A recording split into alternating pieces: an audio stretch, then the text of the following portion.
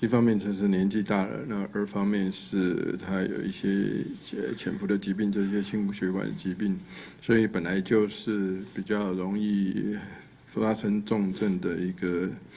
一些因子都存在，好，那所以确实也很快就变成重症的状况。那插管呼吸器以外，那很快也是隔一两个礼拜以后就使用上叶克膜。单一个案，我们确实没有办法说是跟它的变种病毒株是不是有相关的哈，所以我们当然还是只能参考国外比较多的病例的资料。那国外的病例的分析是并没有说因为这个英国变种病毒株就让它的疾病严重度会变得比较厉害，死亡率会变比较高。那我们只有单一个这样的一个个案，当然我们的变种病毒株不止这一个个案，然后呢，只是因为我们个案数确实还是比较少，所以没有办法就此这样的做连结。有关于799死亡这个案例，这一路都有跟他在国内的家人跟在英国的家人都有持续保持的一些沟通讨论，然后那所以昨天下午过世以后，昨天晚上就已经火化了，那就是会完整的火化以后，就可以照一般程序去做处理。我们台湾，我们是一个非常友善的国家，哈，这一项我们当然都会尽量的协助。就是说什么时候打，什么时候可以告一段落，这有两个嘛，哈，当然一个就是施打一个到货的速度嘛，哈，然后第二个当然是施打的效率，那第三个是民众的意愿，好，那这几个如果都越高的话，越快越高，那当然速度就会越快。好，那至于整个的将来在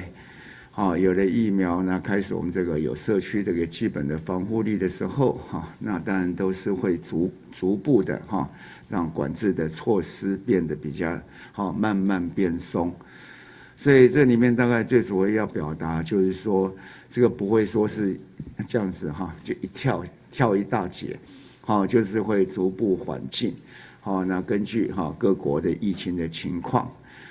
那还有它那个 PCR 检验阴性的情况，跟国内施打疫苗的涵盖率，跟口罩、洗手的遵从度，那这几个因素，那相互配合，那选择一个最适当的方案，那能够期待，我想大家努力嘛一起期待能够疫情松绑，不过这里面。整个疫情它并不是一个静态的大家可以看到说，就是病毒它也会有变异嘛，能够持续如果变异都在控制之内，没有变得太快太厉害，那当然这个是可以期待的，但其中还是有病毒变异的这样的一个变数存在。因为我们讲6成，大概是第一个当然是包括就是说，你万一做到生理实验室做了100成也没效嘛对，所以一定是有效的嘛有效的施打疫苗，那包括它的一个有效性，所以大家看到你是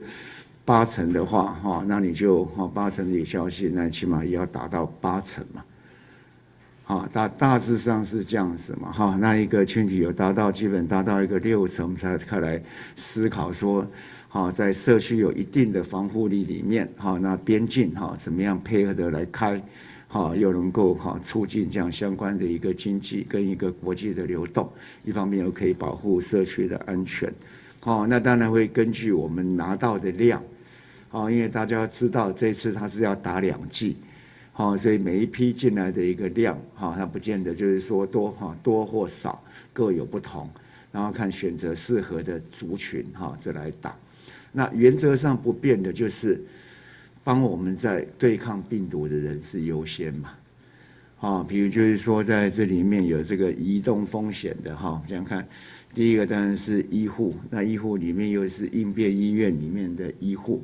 它又是重中之重，那守国门的相关的检疫的人员，它也是非常重要，因为国外的风险这么高，它不断的要接触，相对风险比较高的人。防疫计程车也功劳非常的大，集中检疫所也都有这些问题，所以基本上的概念就是说是保护对抗病毒、保护人们健康的人是优先。那也确实把这个防线做好，确实的安全度就会增高了。那前天我们指挥中心也有开会那我们大概有跟各个的那个各个政府各个政府不同的单位各部会那请他们就我们所提出来的各种的不同的类，然后有这样子的一个分类的情况，那请他们回去检视造册，把人员的造册都把它做好来。然后第二个，就他们单位主管的事业里面，是不是有一些我们指挥中心有没有想到，而他们认为是必要的，